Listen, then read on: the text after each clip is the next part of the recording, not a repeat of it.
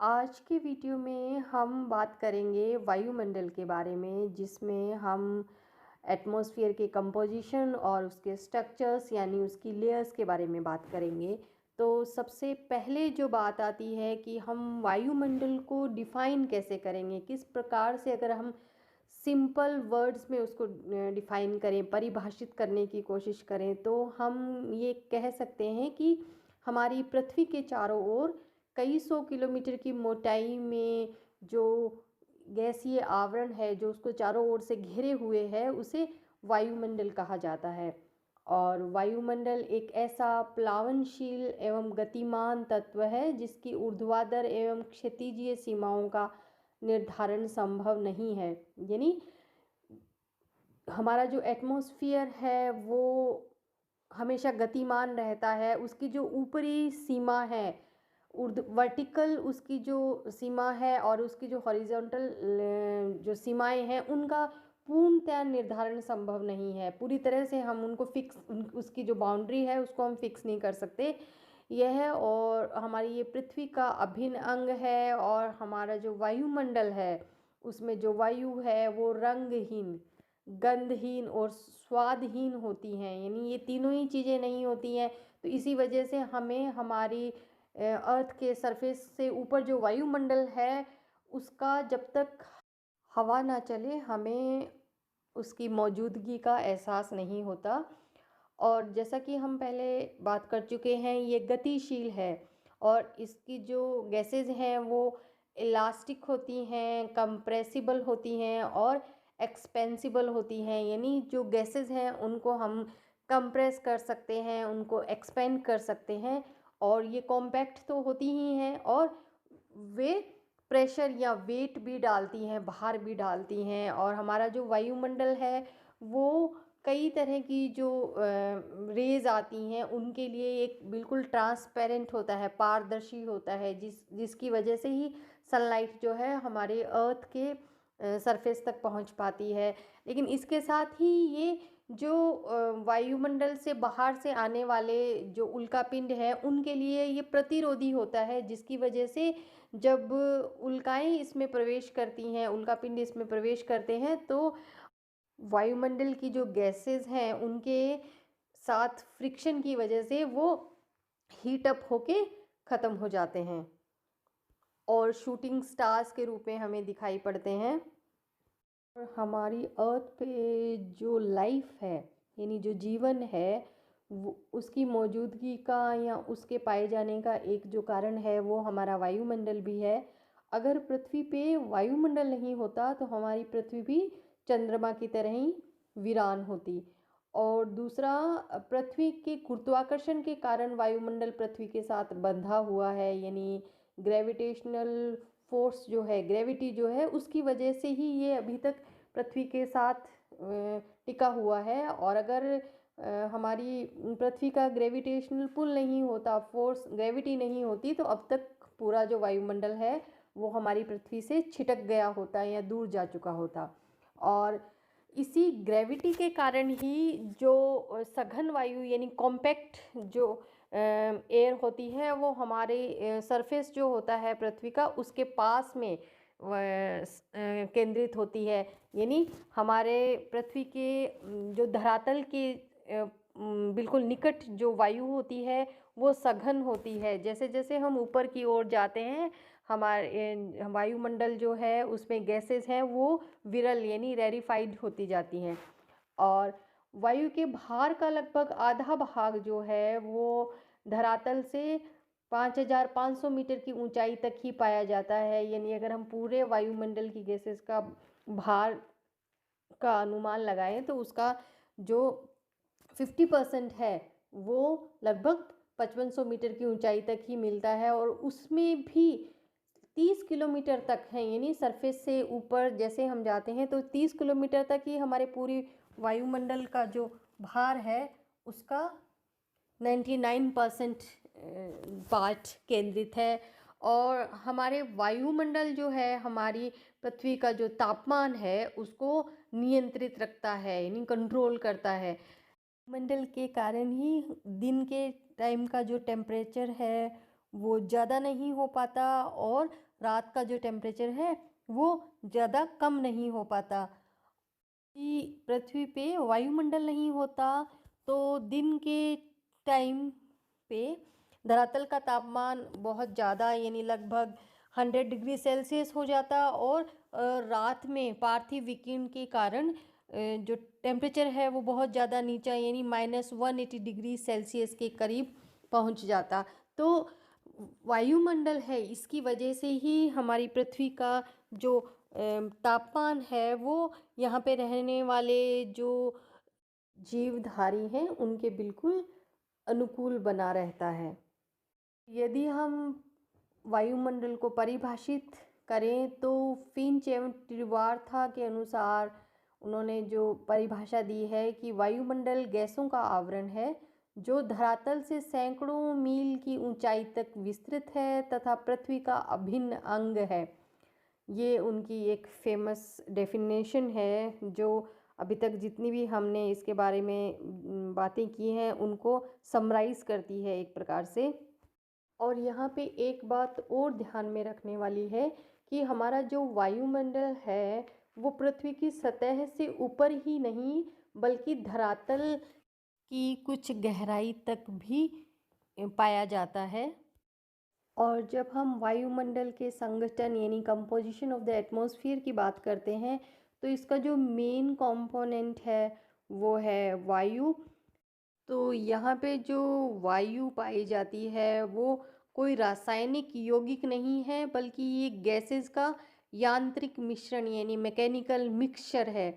और ये अत्यधिक कंप्रेसिबल होती हैं, संपीड़नशील होती हैं। और वायुमंडल की जो रचना है वो gases, water vapour, dust particles और इन सारी चीज़ों से मिलके हुई है। और इनमें सबसे मुख्य भाग जो है वो गैसेस का है। तो वायुमंडल की जो गैसेस हैं वो ऊंचाई, अक्षांश, ऋतु और समय के साथ बदलती रहती हैं। यानी जैसे जैसे हम वायुमंडल में ऊंचाई की तरफ जाते हैं वैसे वैसे गैसेस का जो कंसंट्रेशन है वो चेंज हो जाता है, उनकी मात्रा चेंज हो जाती है। इसी प्रकार से अगर हम पृथ्वी पे अलग अलग अक्षांशों की बात करें, भूमध्य रेखा या मध्य अक्षांश या ध्रुवीय क्षेत्रों की बात करें तो वहाँ पे भी इनका जो कंपोजिशन है उसमें थोड़ा सा वेरिएशन आ जाता है। और सीज़न के अकॉर्डिंग भी सर्दियों में और गर्मियों की ऋतु के अनुसार भी इनमें जो इनकी मात्रा है वो चेंज होती रहती है। और टाइम का तो है ही कि दिन के समय और रात्रि के समय भी इनकी मात्राओं में वेरिएशन होता रहता है। मंडल की जो गैसेस हैं उनको हम दो भागों में बांट सकते हैं या दो प्रकार की होती हैं। पहला है स्थायी गैसेस यानी परमानेंट गैसेस जिनमें नाइट्रोजन एवं ऑक्सीजन मुख्य हैं। जो स्थायी गैसेस हैं इनकी जो मात्रा है वो वायुमंडल के निचले भाग में लगभग एक समान रहती है। आर्गन एवं हाइड्रोजन एवं नियोन को भी स्थायी गैसेस माना गया है। और लेकिन इनका जो अनुपात है और इनकी जो मात्रा है वो बहुत ही छोटी होती है। दूसरा जो है वो है स्थायी गैसेस यानी वेरिएबल गैसेस जिनकी मात्रा में परिवर्तन होता रहता है। और वो हैं कार्बन डाइऑक्साइड और ओजोन। जो सारी गैसेस हैं इनमें ऑक्सीजन, नाइट्रोजन एवं कार्बन डाइऑक्साइड को छोड़कर सभी जो गैसेस हैं वे अक्रिय यानी इनर्ट मानी जाती हैं। और इनके अलावा वायुमंडल में ओजोन एवं रेडान गैसेस भी थोड़ी मात्रा में मिलती हैं। और अगर हम गैसेस की बात करें तो सबसे इम्पॉर्टेंट जो गैस है वो है ऑक्सीजन, जो सांस लेने के लिए सारे जीवधारियों को चाहिए। और ऑक्सीजन है वो अन्य जो रासायनिक तत्व हैं उनके साथ मिलके अनेक प्रकार के कंपाउंड्स बनाती है। और दहन यानी आग जलाने के लिए भी ऑक्सीजन का होना आवश्यक है। और अगर हम ऑक्सीजन की शुद्धता की बात करें तो पूर्ण रूप से शुद्ध ऑक्सीजन से निर्मित वायुमंडल यानी अगर वायुमंडल में सिर्फ ऑक्सीजन ही गैस हो तो भी वो जीवधारियों के लिए उपयुक्त नहीं है।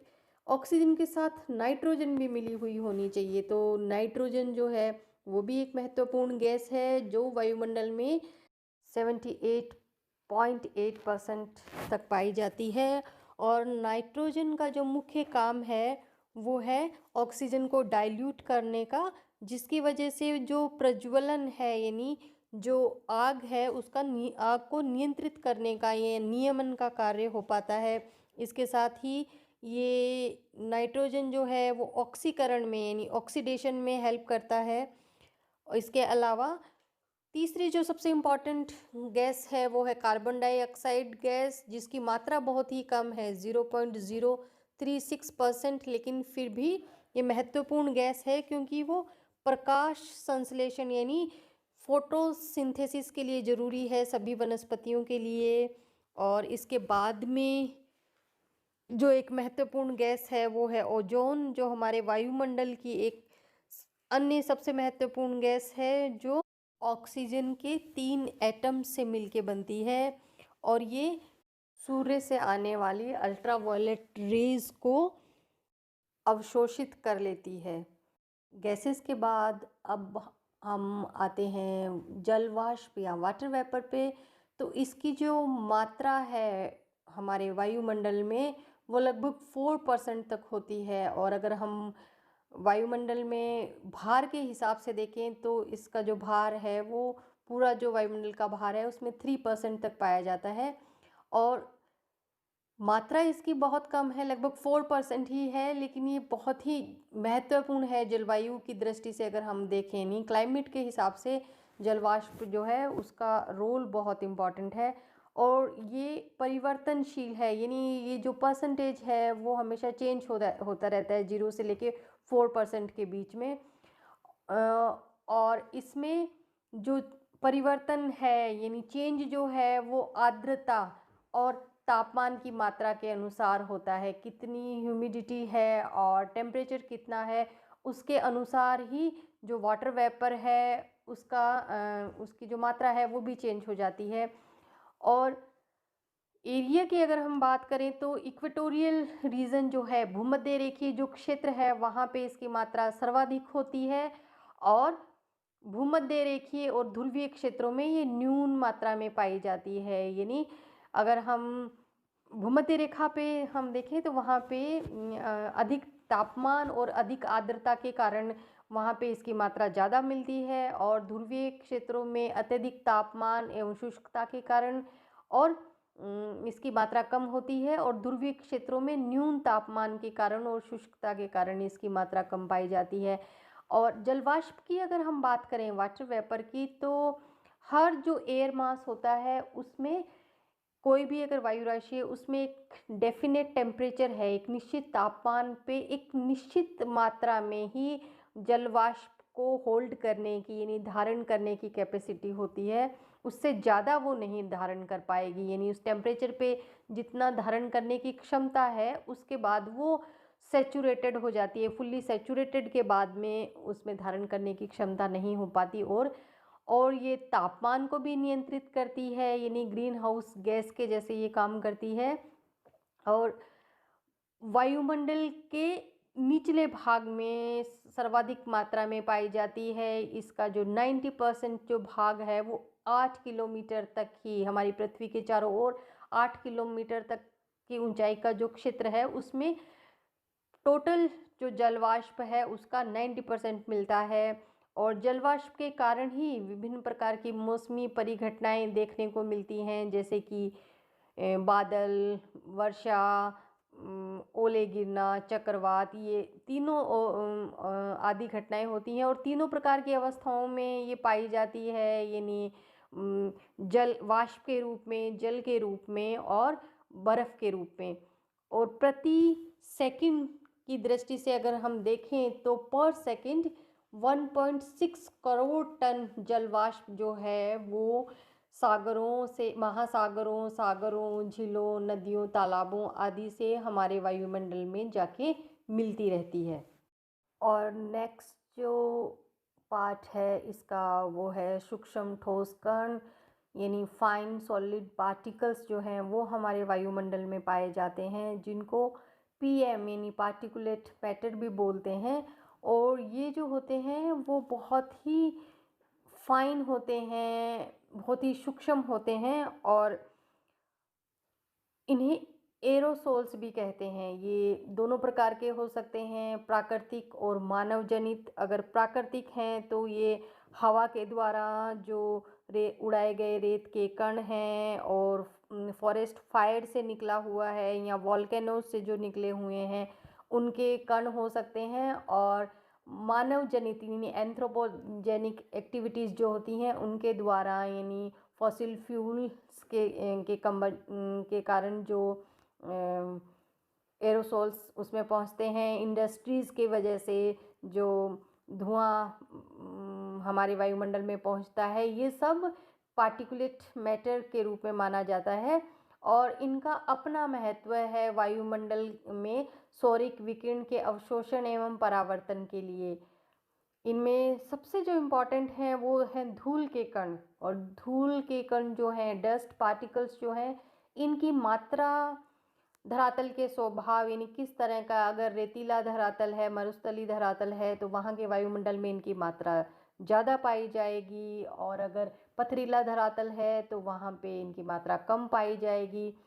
और इनकी रचना, यानी वहाँ के जो धरातल है, वहाँ की जो मिट्टी है उसकी रचना किस प्रकार की है, वहाँ पे वनस्पति की मात्रा कितनी है।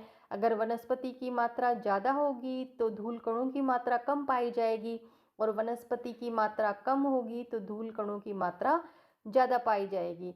और वायु के वेग, अगर वायु जो है वो तेज गति से बहेगी तो वायुमंडल में वो ज़्यादा धूल कणों को लाएगी, और अगर कम वेग में मंद हवा होगी तो वो वहाँ पे धूल कणों की मात्रा कम होगी।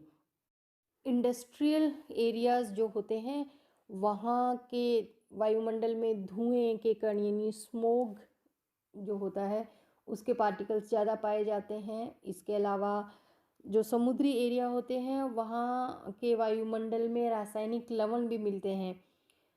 हमारे जो वायुमंडल है उसमें कुछ खास तरह के विशिष्ट कण, नमक एवं धुएं के जो कण होते हैं वो हाइग्रोस्कोपिक न्यूक्लियाई का काम करते हैं। हाइग्रोस्कोपिक न्यूक्लियाई होता है जिसके चारों ओर वाष्प का कंडेंसेशन होता है, यानी जो बादल बनने की प्रक्रिया है वो उनके चारों ओर शुरू होती है। उन कणों के चारों ओर जब वाष्प जाके एकत्रित होती है तो बादल बनते हैं।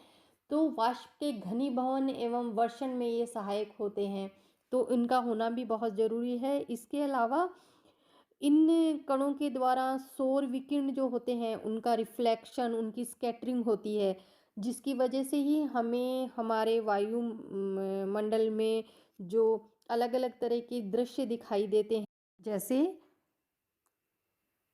सूर्योदय एवं सूर्यास्त के समय आकाश का लाल हो जाना। इसके अलावा ये धूल के जो कण होते हैं इन्हीं से ही सेलेक्टिव स्कैटरिंग होती है, जिसकी वजह से ही हमें आकाश का जो नीला रंग है वो दिखाई देता है।